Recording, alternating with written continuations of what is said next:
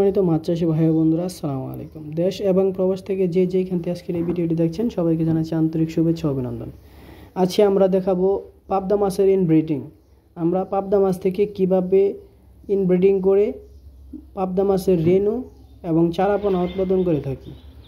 তো মাছ চাষি ভাইয়েরা যারা আমার চ্যানেলের নতুন মেম্বার আছেন, নতুন নতুন ভিডিও পেতে আমার চ্যানেলটি সাবস্ক্রাইব করে দেবেন এবং সাথে থাকা বেল আইকনটি প্রেস করে দেবেন।